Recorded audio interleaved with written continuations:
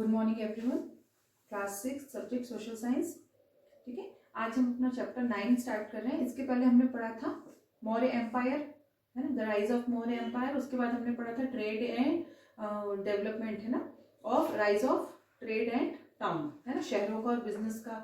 Trade का मतलब होता है खरीदना और बेचना, तो उनका विकास कैसे हुआ था। ठीक है, आज इस चैप्टर में हम पढ़ेंगे पोस्ट मौर्यन पीरियड। पोस्ट का मतलब होता है बाद में, जो हमने मौर्य पीरियड पढ़ा था उसके बाद में क्या क्या चेंजेस हुए भारत में, वो हम इसमें देखेंगे, है ना। और पोस्ट मौर्यन पीरियड मीन्स कौन से, 200 BC से 300 AD तक। ये आप देखेंगे ना, आपकी बुक में लिखा है 200 BC मतलब बिफोर क्राइस्ट, क्राइस्ट के बर्थ के पहले, एंड 300 AD, है ना, एनो Duminy.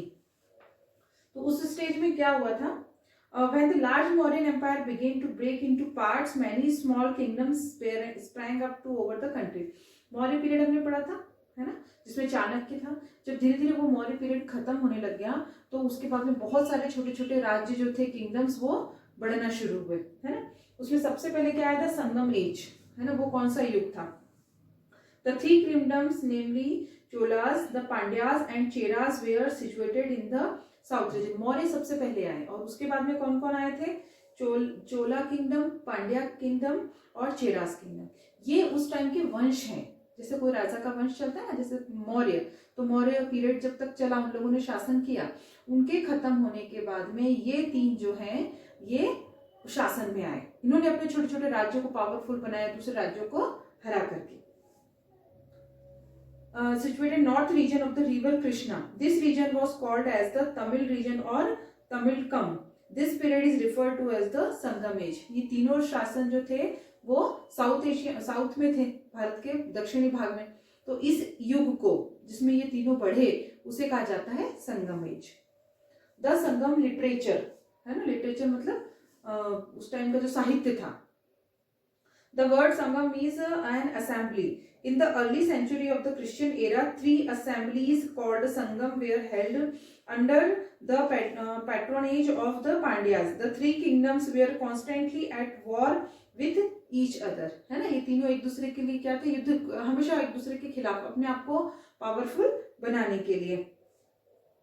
The war and the battles had become the themes of the great work of scholar and poets. But the poems which were composed at the first gathering, मतलब ये तीनों जो थे एक दूसरे के इतने खिलाफ थे, तो पोएट्स क्या थे उस टाइम पे, उनका काम ही था ये युद्ध से रिलेटेड कविताएं लिखना, है ना। लिटरेचर का मतलब था साहित्य, तो साहित्य किससे प्रेरित था, युद्ध से, क्योंकि उस टाइम पे ये तीनों जो थे इनके बीच में युद्ध चल रहे थे। अर्ली साउथ इंडियन किंगडम्स, कि सबसे शुरू में साउथ इंडिया में कौन कौन से किंगडम्स आए। किंगडम्स का मतलब आपको पता है ना, पावरफुल राज्य, साम्राज्य। The half of the southern part of the subcontinent is marked by a long coastline and the hills, plateaus and river valleys. Kaveri, the most fertile river valley, was not easily accessible to the empire builders of northern India. ठीक है, वो सबसे पहले जो Krishna valley थी, नदी के किनारे की, फर्टाइल मतलब सबसे ज्यादा उपजाऊ थी। वहां जो सबसे पहला हमने पढ़ा था ना कि संस्कृति कैसे डेवलप हुई, नदियों के किनारे पे डेवलप हुई, क्योंकि वो वहीं पे रहना शुरू किया था, है ना, अर्ली मैन ने। सबसे पहला जो हम किंगडम है वो पढ़ेंगे चोलास, है ना, the Cholas kingdom. The Chola kingdom was situated between the Pennar and the Vellar rivers. कहाँ पे थे ये सिचुएटेड, पैनर और जो रिवर थी वेल्लूर, वहां पे। दे वर पॉपुलरली नोन एज चोला मंडलम, और उनको किस नाम से प्रसिद्ध थे वो, चोला मंडलम। चोला जो साम्राज्य था, है ना, जैसे सरनेम लगाते हैं ना आजकल, ऐसे ही वो वंशज थे। तो चोला मंडलम जो था उनका राज्य था, वो 2 नदियों के बीच में सिचुएटेड था। Karikala was the most famous and powerful king of the Chola kingdom. Karikala सबसे जो पावरफुल जो है राजा थे इस साम्राज्य के। He was constantly at war with the Pandyas and Cheras. In the Battle of Veni, the Cheras and the Pandyas were defeated by him. He also attacked Sri Lanka and hence occupied the northern part of it. उन्होंने क्या था, श्रीलंका पे भी आक्रमण किया और उसको भी अपने राज्य में मिला लिया था। The new capital of Cholas at Puhar was founded by him. It is identical with the Kaveripattam. It was a great center of trade and commerce. खरीद फरोख्त का, ट्रेड एंड कॉमर्स मतलब उस टाइम पे जो उनका बिजनेस था, व्यापार था, वो वहीं पे था, वहीं पे फैला था। कौन से किंगडम की बात कर रहे हैं हम? चोलास की। उसके बाद बात, और करिकला जो थे, सबसे पावरफुल राजा कौन था इस चोला किंगडम का? करिकला, है ना। और कहाँ पे थी उनकी राजधानी? दैट वाज चोला मंडलम। दूसरी हम बात करते हैं पांड्यास के बारे में। The Pandyas centre of the administration was the region around Madurai. हम साउथ की बात करें, दक्षिण भारत में ये 3 किंगडम निकले थे। चोला, जिसके पावरफुल राजा कौन थे? करिकला, और दूसरे थे पांड्या, ठीक है। ये कहाँ पे थे? Madurai. They came to power after defeating सत्यपुत्र।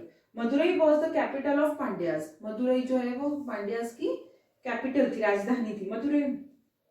One of the Pandya ruler Nedun Chezhiyan defeated the combined army of Cholas, the Cheras and the chieftains. He also arranged the assembly sangam of scholars at Madurai under his patronage. According to Megasthenes, the Pandya kingdom was known as its pearls. It exported pearls to the Roman Empire. और उनका मुख्य व्यापार क्या था? मोती। Perl means मोती। मोतियों का व्यापार करते थे, वहां से बाहर जो है मोती जाते थे, है ना, मोतियों को। और पांड्याज, उनकी जो राजधानी थी वो कौन सी थी? मदुरई, ठीक है। और राजा का नाम क्या था? उन्होंने सत्यपुत्र को हटा करके और पांड्यास जो है वो राजा बने थे, नेदुन शेजियान। फिर तीसरे नंबर पे आते हैं the Cheras.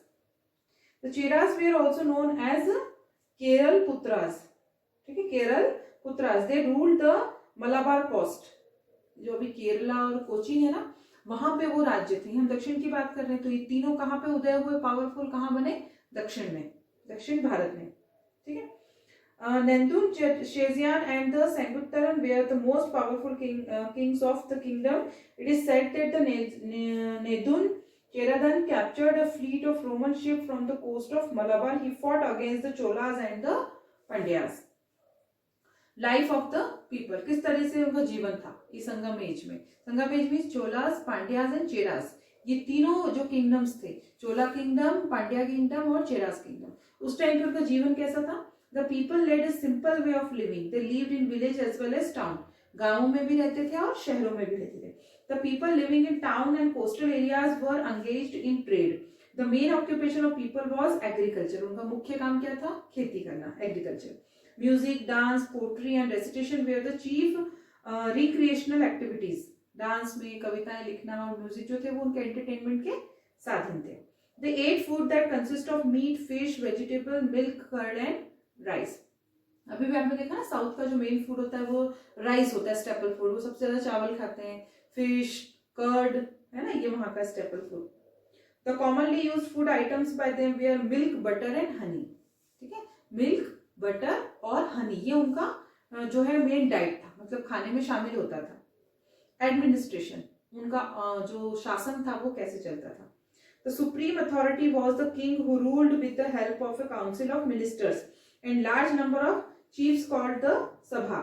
The sabha advised the king on important matters. सभा आपने देखा होगा ना, बहुत सारे मंत्री बैठे रहते हैं अलग अलग उसमें, और जो वो किसको है? राजा को सलाह देते हैं किसी भी मैटर पे, तो वो सभा आयोजित होती थी, उसी से उनका एडमिनिस्ट्रेशन चलता था. The main income for the kingdoms came from land revenue, taxes on the sale, goods and trade.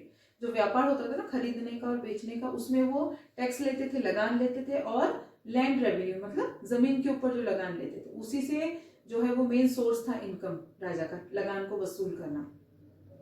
Trade, क्या खरीदना और बेचना, उस टाइम पे व्यापार कैसे होता था? The southern kingdoms had abundant natural resources, hence India has excellent trading relations with the Southeast Asia, West Asia, China and Rome. क्योंकि वहाँ पे नेचुरल रिसोर्सेज बहुत थे, मसाले बहुत होते थे, दूसरी चीजें थी, तो वो जो नेबरिंग थे एशियन दूसरी कंट्रीज, रोम एंड चाइना, वहां से उनका रिलेशंस थे. Roman ships came from the Red Sea to the Malabar and Coromandel coast to collect these Indian goods. The main items of trades were pearl, stone, spices, है ना, मोती, और उसके बाद में स्टोन्स जो पत्थर अंगूठियों में लगते हैं ना, रत्न, फिर उसके बाद स्पाइसेस, मसाले, टेक्सटाइल, टिम्बर, टिम्बर मतलब लकड़ी के सामान, इवोरी मतलब हाथी दांत, है ना, और अदर लग्जरी आइटम्स, और महंगे लग्जरी वाले जो आइटम थे महंगे वाले, उनका वहां से ट्रेड होता था. रिलीजन, वो कौन से धर्म को मानते थे? Although the rulers patronized Hinduism, but they were tolerant towards other religions. The Brahmins enjoyed high position in the society as they received land grants. The people of the higher class regards Lord Vishnu as their main deity. People also worshipped their local gods and goddess. उस time पे उनका religion क्या था, भगवान विष्णु की ज्यादा पूजा होती थी।